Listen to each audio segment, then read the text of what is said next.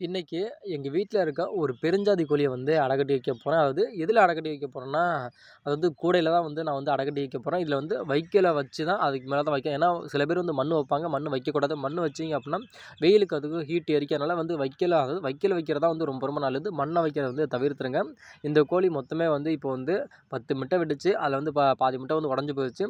இப்போ வந்து இந்த கோழியோட முட்டை வந்து 5 முட்டை தான் வந்து இப்போ இருக்கு. அது இல்லாம வந்து சரி நம்ம புது ஒரு முயற்சியா வந்து நம்ம வந்து பிராய்லர் கோழி முட்டை வைக்கலாமே அப்படின்னு சொல்லிட்டு 2 அது பிராய்லர் கோழியோட முட்டைய வந்து இந்த கோழி விட்ட முட்டையோட வந்து நான் வந்து சேர்த்து வச்சிருக்கேன். சேர்த்து வச்சு அந்த கோழியையும் அடை பக்கத்திலேயே வச்சுட்டு அந்த கோழியையும் இப்போ வந்து அடையில வந்து நான் தூக்கி விடணும் அப்படிங்கிற மாரி நான் தூக்கி விட்டுட்டேன். இப்போ வந்து நம்ம வச்ச அந்த பிராய்லர் கோழியோட முட்டை இருக்குல்ல, 2 முட்டை வச்சோம்ல, அந்த 2 முட்டைய வந்து இந்த கோழி வந்து பறிக்குதா, பறிக்கலையா?